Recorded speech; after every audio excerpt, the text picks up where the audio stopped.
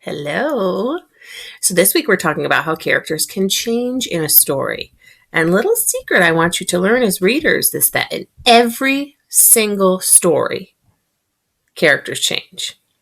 So we'll look at this anchor chart and we'll see how they might change. So the first one is feelings. So maybe they're super mean in the beginning of the story. And then as things happen throughout the story, at the end, they're nice. Maybe they're sad in the beginning of the story, and at the end, they're happy.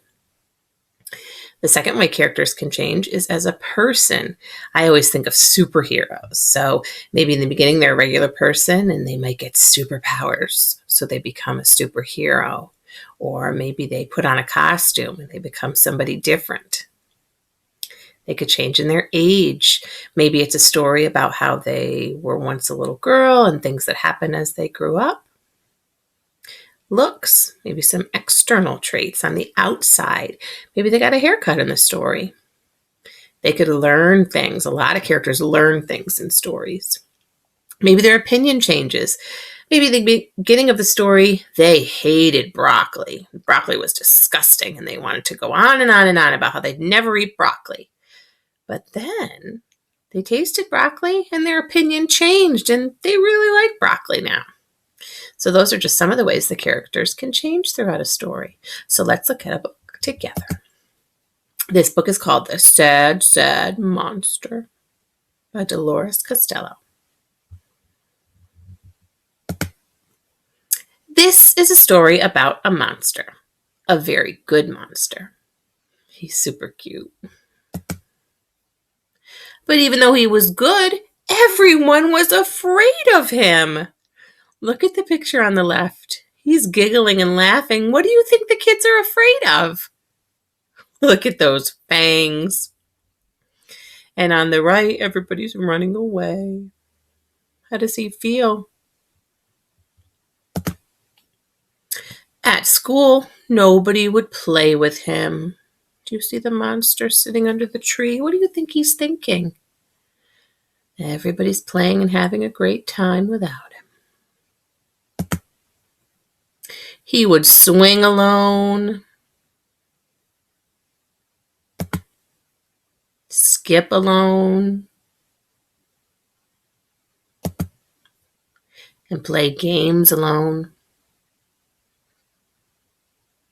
His facial expressions are staying the same. What does he have on his face?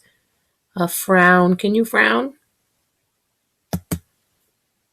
So Monster was sad, very sad. One day, Monster was eating lunch. Looks like he's in the cafeteria. What do you notice about his table? Everyone sat somewhere else.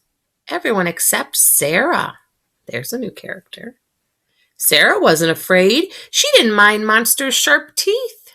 And when I see the speech bubble, it says, "Is this space free?" And Monster says, "Yes." She very much wanted to swing with Monster. Look at their faces. And skip. And play games. Sarah wanted to be Monster's friend. After that, Monster wasn't sad or alone anymore. I love their faces. And that's the end of The Sad, Sad Monster. Let's take a look at how the characters changed in that story. So this is just a simple way to show how your character changed. So you can look at this sheet with a character in a book, in a movie. At the top it says, choose a book. Draw an illustration or a picture of the main character at the beginning of the story and at the end of the story. Make sure the illustration is detailed and shows the change in the character's feelings or actions. You can add labels to the illustrations. We love labeling our drawings. So here on the left, in the circle, you would draw the main character. Who's the main character? the monster. You draw him in the circle, showing how he felt at the beginning of the story.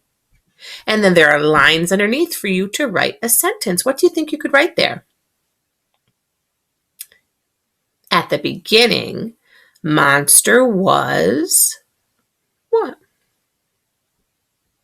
He was sad. Any other describing words to describe his traits? Lonely. He didn't have any friends. And I love the squiggly arrow line that shows that a lot of different things can happen throughout the story. And then the circle on the right, you draw monster at the end of the story. What would be different between your two pictures? In the beginning, what do you think his face would look like? Can you show me? Can you show me what his face would look like at the end in your picture? And above, you see at the end of the story, there are a few lines. What would your writing say there? At the end of the story, monster was happy. I know there might not be a lot of room there, but you can always tell someone at home using that very good first grade word, because. So you know why monster was happy at the end of the story, and you know why he was sad in the beginning of the story. So using the word because makes your sentences even juicier. Do you think maybe you could put two characters in the circle to show the end of the story? Who else might you put in that circle? So you could show monster happy